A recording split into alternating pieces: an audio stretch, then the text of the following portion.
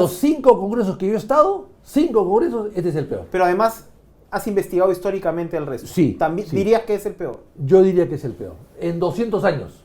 O sea, desde el año 1822 a la fecha, que son 204 años. Creo. Claro, yo no soy historiador, soy un amante de la historia solamente. Bueno, sí. Pero creo que este es el peor. ¿Qué tal? ¿Cómo están? Bienvenidos de nuevo a Caretas Perú 2026, este espacio en el que proponemos tirar las cartas, tirar las fichas, de repente tempranamente, pero esa es la idea. Ayudar, colaborar a instalar un clima de campaña que tenga por delante las ideas, las propuestas, las políticas públicas que pretenden instaurar quienes buscan llegar a Palacio de Gobierno. En esta situación, como sabemos, tan complicada, tan fragmentada y con tantas controversias alrededor. Y en medio de esas controversias, Acción Popular, que duda cabe, es un partido histórico, con, de alguna manera, un doble significado. Carga precisamente, y lo recordábamos ahora a propósito del bloque de Proyecto 75 que estamos llevando en la edición impresa, carga un mensaje realmente importante para lo que fue la recuperación de la democracia, no una vez, sino 2 o 3 veces.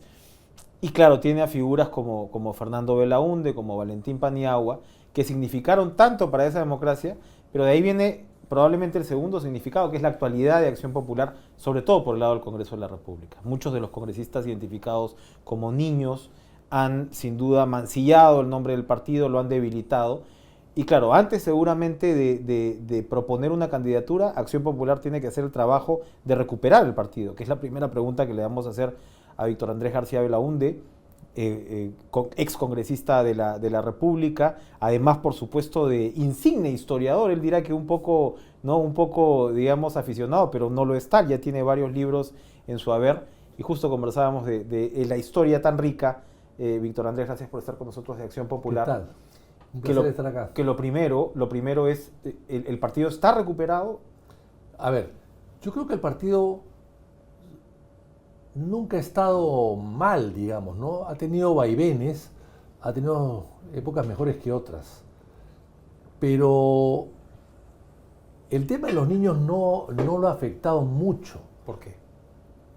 Porque en el Perú el 90% de la ciudadanía no sigue la política día a día. Y por lo tanto no saben lo que es los niños y no perciben exactamente en qué bando están.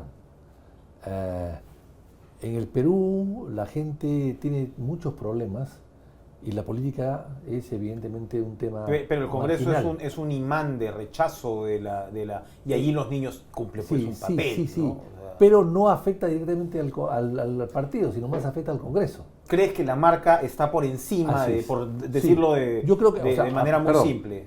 En nuestro medio, sí, nos afecta, por supuesto, porque además la gente lo menciona, dentro y en la gente cercana al partido.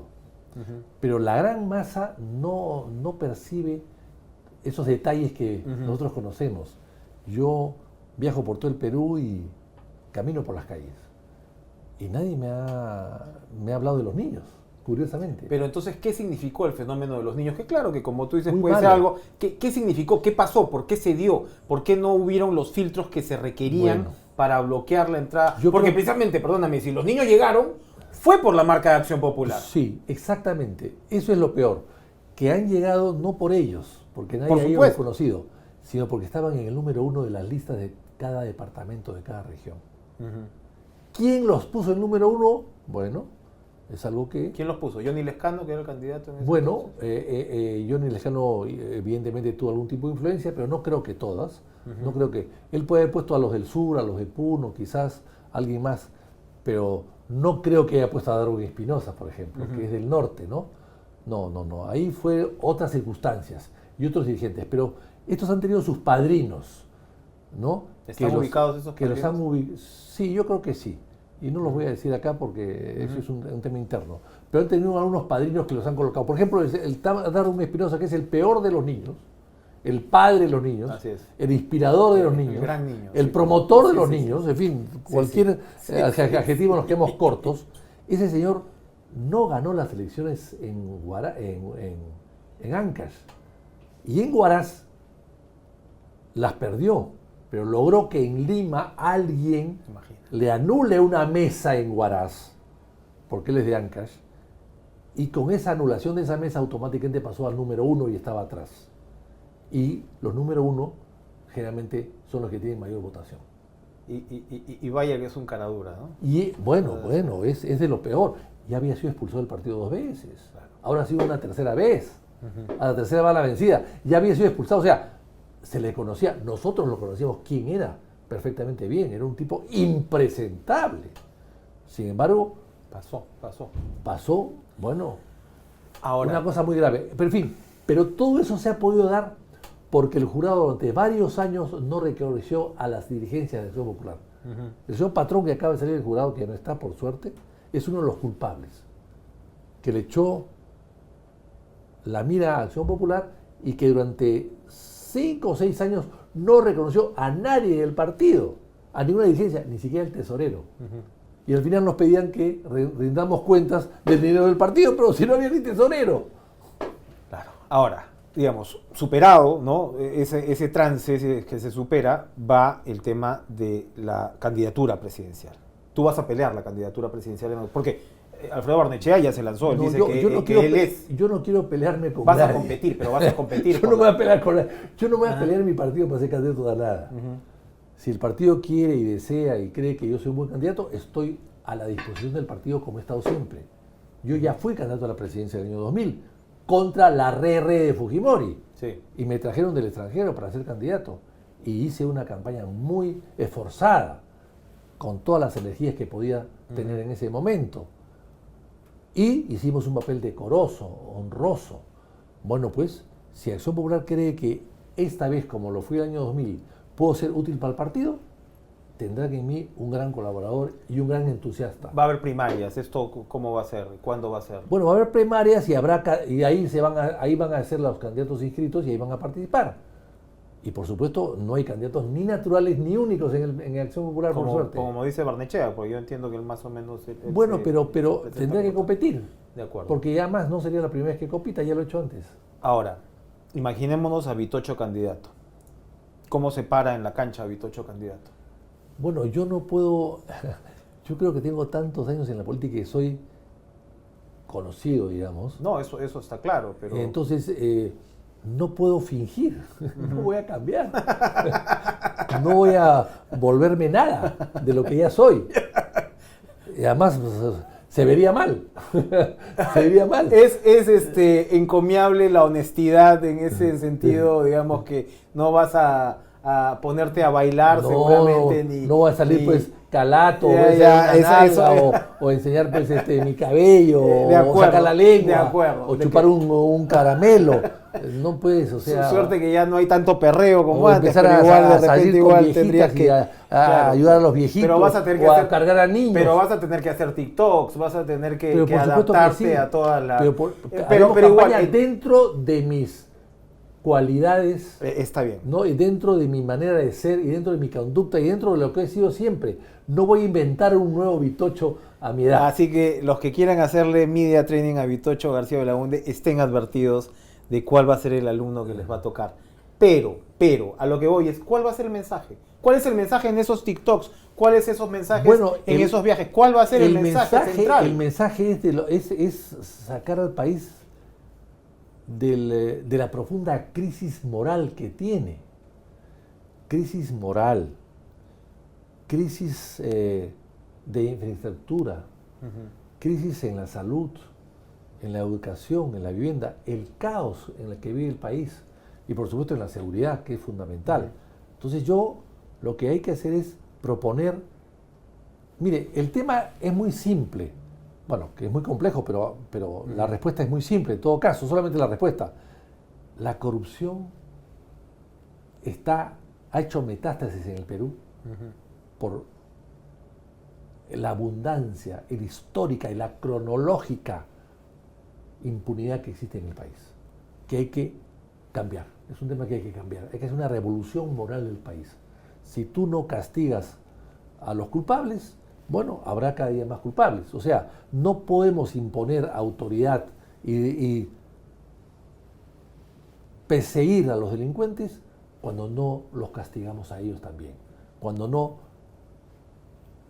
los apresamos, cuando no los allanamos, cuando no los embargamos, cuando no los sentenciamos. Pero el Poder Judicial y el Ministerio Público te van a decir que tienen autonomía, finalmente. Bueno, pero hay que hacer reformas. El Perú hay que reformar todo. ¿Qué institución en el Perú no se reforma? ¿Qué institución es perfecta que no se reforma? ¿El Banco Central de Reserva? Bueno, quizás la Cancillería. ¿Qué otra institución del Estado no se reforma? No toco la Iglesia, porque la Iglesia no es parte del Estado peruano, ¿no es cierto? Pero ¿qué institución podemos decir que funciona aceptadamente bien? Ninguna. Hay corrupción en todas partes. Es decir, la palabra de cómo es ya es prácticamente un himno nacional. Entonces tenemos que cambiar el país. Y eso se cambia con el ejemplo, con la limpieza de los que quieren actuar. O sea, tú no puedes decir combate la corrupción siendo corrupto. Mire lo que ha pasado ahora con el señor Medelius, que lo han asesinado. Me da mucha pena que lo asesinen. Pero ¿cuáles son los titulares de los periódicos? Es congresista. Fue congresista circunstancialmente. Él era abogado y notario. Esa era su profesión. Y en realidad abogado de mafiosos en sus pero por últimos supuesto, años, lamentablemente. Entonces, o sea, el tema no es... O sea, es corrupto y lo han asesinado porque era parte de una mafia y los sicarios lo han matado por ajuste de cuentas porque era congresista. No porque era congresista, porque era notario y abogado. Tocas un punto bien interesante, porque efectivamente en la psiquis colectiva, que incluye por supuesto los medios, congresista casi es equiparable a delincuente per se, tal como están las cosas. Exactamente. Tú pasas la lista de los ladrones y ahí aparecen todos los congresistas. Eso ahora, no vamos a generalizar, pero evidentemente el actual Congreso es probablemente el peor de todos. Tú nos podrías... En los 5 congresos que yo he estado, 5 congresos, este es el peor. Pero además has investigado históricamente el resto. Sí. ¿También sí. dirías que es el peor? Yo diría que es el peor. En 200 años. O sea, desde el año 1822 a la fecha, que son 204 años. Creo. Claro, yo no soy historiador, soy un amante de la historia solamente. Bueno, sí. Pero creo que este es el peor de todos. ¿Qué nos ha pasado para llegar a este punto? Claro, estás hablando de la corrupción, pero ¿qué le ha pasado al Congreso además para llegar a este punto? Ya no era un incentivo que los buenos se presenten. ¿Qué es lo que ha pasado? Por la impunidad, por la irresponsabilidad, por la angurria, la ambición, por la corrupción. Hacen partidos para sacar dinero, hay candidatos para sacar dinero, hay candidatos para llegar al Congreso. Todo el mundo quiere ser su congresista por 5 lucas, como decía la canción hace tiempo. Es un horror. Entonces, un horror. hemos visto, fíjense por ejemplo en el caso de Odebrecht. Odebrecht es el escándalo más grande que ha habido en el Perú. Yo los he analizado casi todos los temas grandes de corrupción. Desde Antonio Gibbs y compañía, en el año 1842, con el guano. Después los concesionarios. Después Dreyfus. Después el contrato Prado-Rafael. Después la Casa Grace con Cáceres. Y después la British Petroleum y la IPC con Leguía. Y después aparece el Club de la Construcción con Odebrecht. Pero en el caso de Odebrecht interviene directamente el Poder Judicial para liberarlos de todo tipo de responsabilidades. En los otros casos, el Poder Ejecutivo ve cómo sale del problema. Y son gobiernos determinados. Acá no. El caso de Odebrecht es mucho más grave, porque es desde fuera hacia adentro y de varios gobiernos. Y quien al final no condena a nadie y le devuelve toda la plata que puede, es el Poder Judicial. Algo que antes no se sucedía. Estamos hablando de cosas mucho más graves ahora. Con la complicidad de los fiscales, que claramente... Pero por supuesto, el Poder Judicial es el sistema judicial, por decirlo así, y los procuradores. Pero lo que origina esta impunidad de Odebrecht es el decreto de urgencia 003. Ese origina la impunidad de Odebrecht. Pero ese decreto era un decreto de urgencia que tenía vigencia 1 año. Aquí Marisol Perestello ha defendido a capa y espada el 003. Ahí no hay nada que defender. Luego pasa este decreto a una ley. Sí, ¿Cuántos votos sacó la ley? 79 votos. Casi para ser elegido miembro del Tribunal Constitucional. 79 votos a favor de la ley de la impunidad para Odebrecht. pocos votamos en contra. Yo voté, me opuse, hablé y dije por qué había que votar en contra. Lo dije y acusé todas las irregularidades que cometía esa norma y que con eso se le iba a devolver plata al sinvergüenza. Con esa ley lo que hacíamos es al ladrón que le ha robado tu automóvil, se lo vas a dejar para que lo trabaje el automóvil y con eso te pague y se quede con el Pero automóvil. dice Kuczynski que la cosa se complica más bien en el acuerdo de colaboración, que es que suspende los efectos y que más bien ahí ellos se levantan la mitad de todo el capital que tenían. Pero el acuerdo de colaboración eficaz lo permite la ley y el decreto de urgencia que él sacó. El decreto de urgencia 003, él lo sacó. Él lo sacó. Lo sacó a raíz. O sea, en 16 de diciembre, el Departamento de Justicia de los Estados Unidos lanza la voz de la alerta de la corrupción de 29 millones de dólares en coimas que paga Odebrecht en determinados países, Ecuador, Colombia, Perú y algo más. En febrero sale el decreto de urgencia, formando toda una capa inmensa, caparazón, como tortuga de las Galápagos, para proteger a Odebrecht, y todo se le designa al Ministerio de Justicia. O sea, el Ministerio de Justicia va a hacer todo, nombrar procuradores y va a manejar el caso de Odebrecht. Y va a hacer inclusive los cálculos para las reparaciones civiles, justicia. ¿Qué persona del Ministerio de Justicia sabe de números para poder fijar cantidades de reparación civil de una transnacional del delito? Eso es el decreto 003, que se convierte en una ley y que aprueba el fujimorismo, el APRA, el PP Causas, todos ellos. ¿Quiénes se opusieron a esa ley? Nosotros, Acción Popular, 5 personas y 5 más que fueron de izquierda. Marisa Glavi y alguien más. Bien, es un interesante recordatorio. Siguiendo con el tema histórico. Hay que revisar los 79 firmas, ¿ah? Y hay que revisar que luego vino el señor Vizcarra y su ministra, la señora Gloria Montenegro. Ahí está. Dijo, si pudiésemos pagar 10 mil millones de soles a Odebrecht para que nos digan los codinomes, hay que pagárselos. Lo dijo la ministra de Vizcarra. Y Vizcarra era parte del Club de la Constitución, socio de Graña Montero, socio de Odebrecht. Entonces hemos estado siendo gobernados por Odebrecht y creo que hasta el día de hoy. ¿Qué harías? ¿Qué podría hacer un nuevo gobierno ante esa situación? Expulsar a Odebrecht, con cualquier nombre que tenga. Ahora se llama Novonor. Expulsarla. Como lo han hecho Venezuela, como lo ha hecho Colombia, lo ha hecho Ecuador, expulsarla. O Panamá, expulsarla. Porque Acá están haciendo negocios. Siguen haciendo negocios. Quieren ahora quedarse con Olmos 10 años más. Y quieren que además que el gobierno le financie la ampliación de la presa Limón, que le hicieron ellos mal, y pequeño, y chica. No, pues, esos señores son delincuentes, no pueden quedarse en el Perú. O sea, hay todavía pero, digamos, y rutas de cosas Lima. para hacer. Pero por supuesto, y rutas de Lima. Ahora, pero ¿qué pasa con, por ejemplo, lo que está haciendo López Aliaga, ¿no? En fin, anulas los peajes y los arbitrajes y claro, no te está yendo bien particularmente afuera. O sea, tienes también un contexto contractual que te complica, digamos, una propuesta López como esa Aliaga que es tiene interesante. toda la razón políticamente. Toda la razón políticamente. El problema es que jurídicamente creo que ha buscado un camino equivocado. Será cosa de sus abogados. Él no es abogado. Pero yo creo que la indignación al peaje es obvio. Ese peaje que aquí cerca hemos visto de 7 soles por 8 o 10 cuadras de la para que separadora viven industrial. ahí además. Bueno, todo es un desastre, eso es un negociado. Pero tú tienes clara la ruta jurídica de cómo sería esa expulsión de Novonor. Sí, por ejemplo. Más allá de este tema de los peajes. Yo soy abogado, pero no ejerzo y ya el derecho, me he olvidado el Código Civil como es, ¿no? Pero en fin, pero hay un razonamiento jurídico. Claro, en el derecho te enseñan a razonar jurídicamente, ¿no? El derecho es sentido común. Y eso hay que aplicarlo, aunque el sentido común a veces es el menos común de los sentidos. Pero en todo caso es eso. Entonces yo creo que hay que buscar una salida jurídica mejor de la que ha planteado el señor López Aliaga, pero que tiene razón en el fondo totalmente.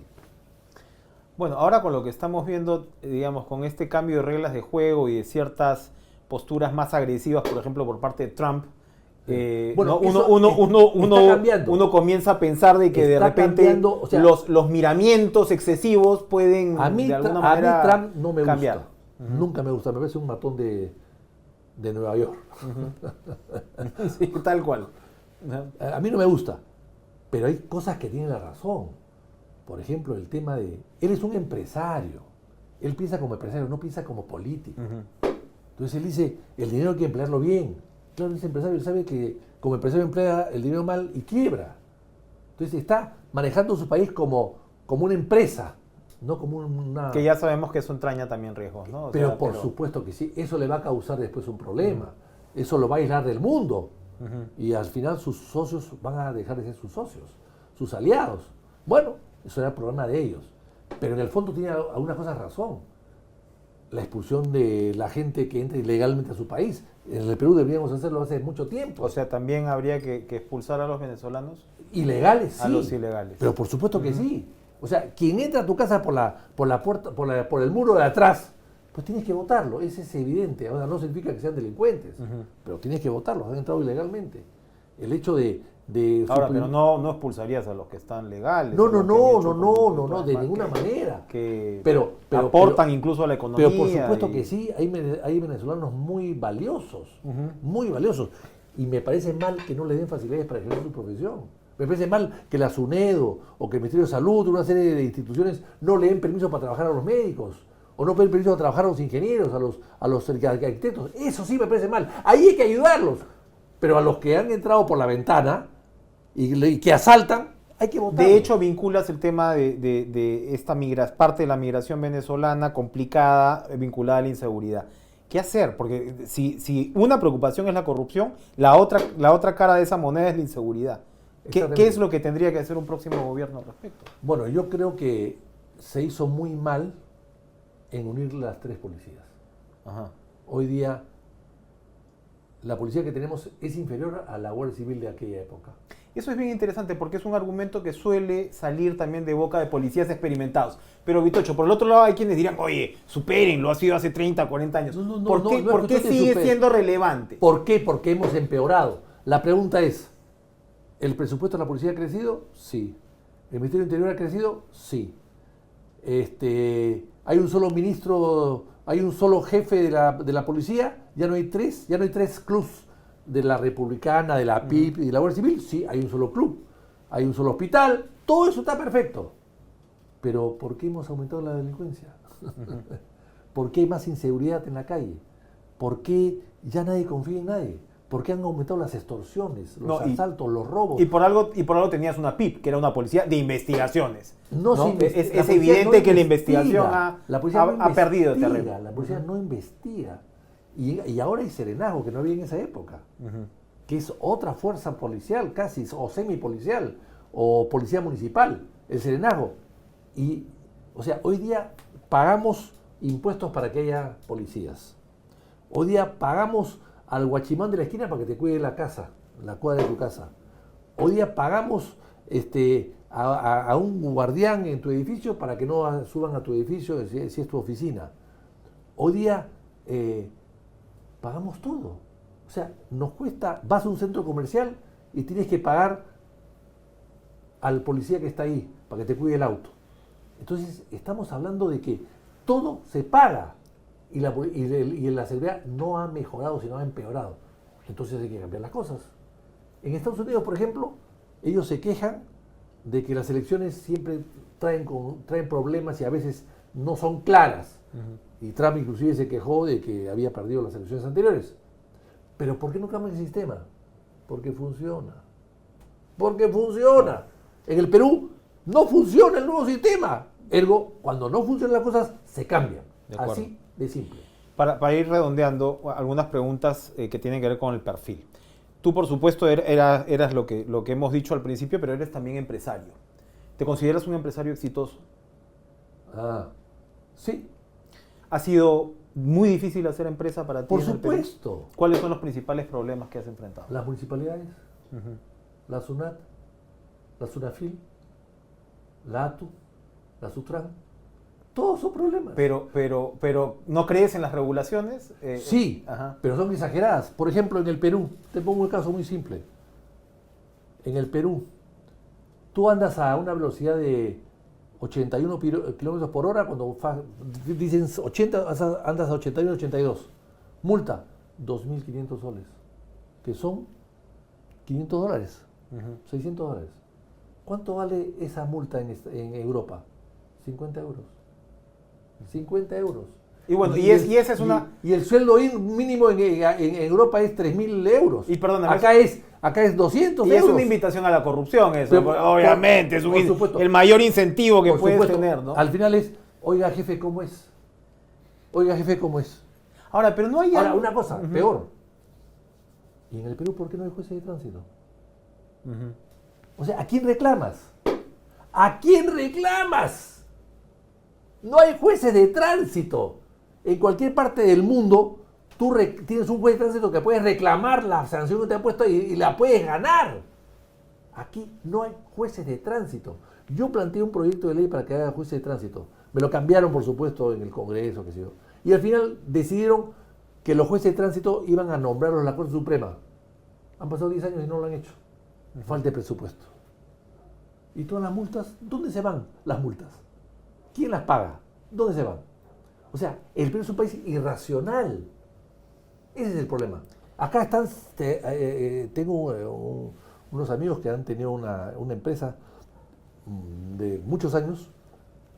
Le han cerrado su local 90 días porque no tienen certificado de defensa civil. Pero 90 días a un negocio formal de que tiene 60 años porque no han pintado unas rayitas en el piso. es absurdo. Pero absurdo también es, volviendo a tu tema con la corrupción, que claro, que las sentencias que se pidan sean de 70 años, de 60 años, es también absurdo, ¿no? Bueno, o sea, claro que sí. si uno compara... Cristina Kirchner, que seguramente ha tenido un historial mucho más no colorido en ese sentido, creo que le han dado 8 años, 10 años, y ni siquiera entra todavía. O sea, es decir, somos un país de excesos, ¿no? Porque el exceso finalmente te hace fracasar. Así. Bueno, pero esas son las normas que se dan muchas veces en el Congreso a pedido de una serie de abogados o de jueces o de gente ignorante que puede legislar.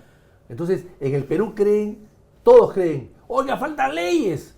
Creen que con leyes combates la corrupción o combates la inseguridad. No es así. Las leyes del Perú sobran. Yo haría una comisión revisora de las leyes del Perú y revisarlas una por una y solamente dejar las que se cumplen.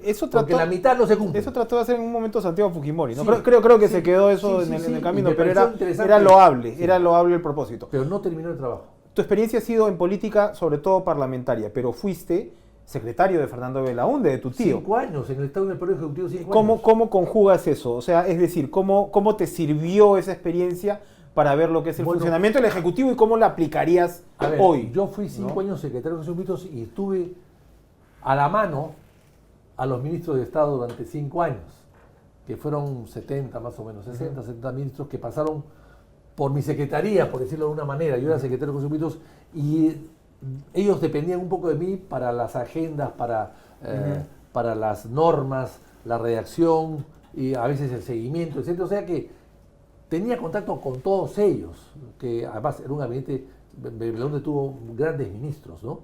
Entonces, esa es mi experiencia, ¿no? Es el contacto directo con la administración pública, con el banco, con el Ministerio de Economía, con el Ministerio de Transporte. Y mucho se dice que el problema del Poder Ejecutivo es que no se coordina entre los estamentos. Para eso se creó la oficina del primer ministro, que funcionó bien en determinado momento. Oficina del primer ministro, que es una oficina de coordinación entre los ministros.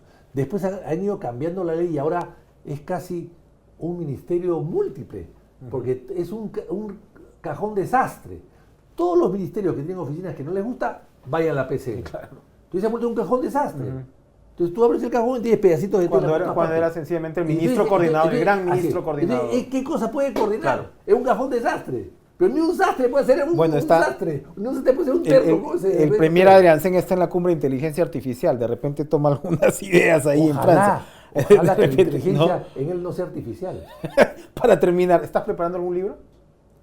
Bueno, estoy preparando la segunda edición. He tenido 6 ediciones, pero la segunda 6 impresiones. 6 reimpresiones. Así es, reimpresiones. Con más de 20.000 ejemplares, ¿no?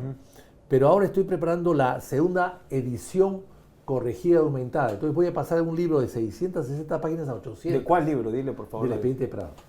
Porque tengo mucho material que he ido acumulando en los últimos años. He acumulado muchos papeles, muchas investigaciones que he seguido haciendo en Chile, en Colombia, en Bolivia, en Estados Unidos. Entonces va a salir un bodoque tan grande que estoy pensando, no sé si sacar un solo volumen, 800 páginas, o de repente sacar 2 volúmenes para que sea... Que hay gente que no le ha gustado ese libro, a descendientes. Bueno, los descendientes tienen que molestarse, pero ¿por qué? Porque si es su tatarabuelo, uno que tenga tatarabuelo que sinvergüenza, ¿qué te afecta? El problema es que tú no seas sinvergüenza ni tu padre, pero ya el tatarabuelo, ¿qué importancia tiene? Pero justo hablábamos de Prado, pues porque Prado fue el que derrota a Fernando Belaúnde en su primera candidatura. Prado Ugarteche. Prado Ugarteche. Así es. ¿No?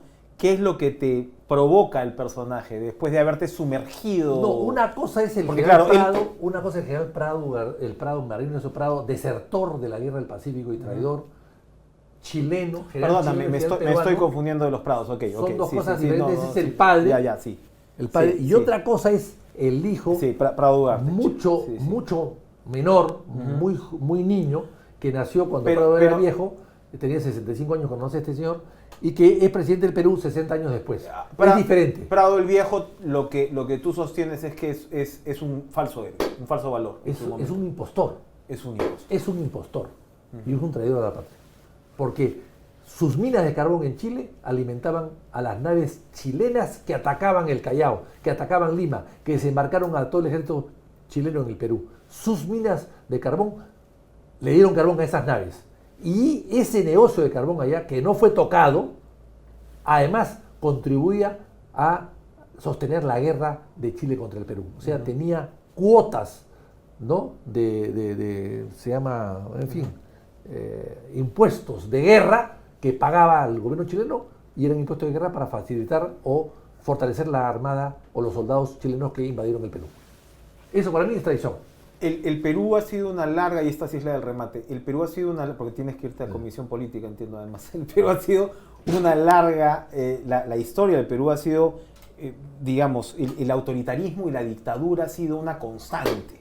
Una constante, y precisamente lo que significó Belaúnde en su momento y otros era, oye, esto no puede seguir así, la democracia tiene que finalmente, y ahora estamos en este punto en el cual, claro, la gente no parece creer en la democracia, probablemente, sobre todo por el tema de la corrupción, ¿no?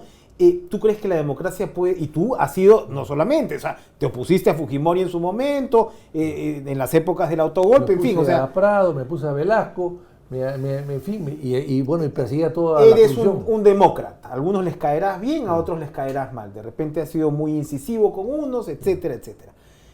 Pero, ¿crees que la democracia está en riesgo ahora? No. ¿Por qué? Yo confío mucho en el Perú, porque el Perú es un pueblo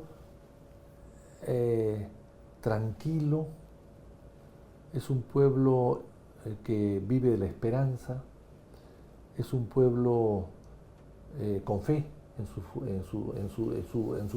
sus valores, en su religión, es un pueblo solidario, muy solidario, que cree en la hermandad. Y es un pueblo finalmente milenario, ¿no? Acá nos pesa los 2.000 o 3.000 años de historia del Perú, ¿no? Son pueblos milenarios como pocos en el mundo. Entonces tienen esa paciencia y esa sabiduría del pueblo milenario, ¿no? Que sentado espera los buenos acontecimientos y cuando no llegan se pone de pie y lucha por ellos. Ojalá que el mensaje sea el que finalmente se proyecte en los próximos años. Gracias, Vitocho García Belaúnde, por acompañarnos hoy en Caretas Perú 2026.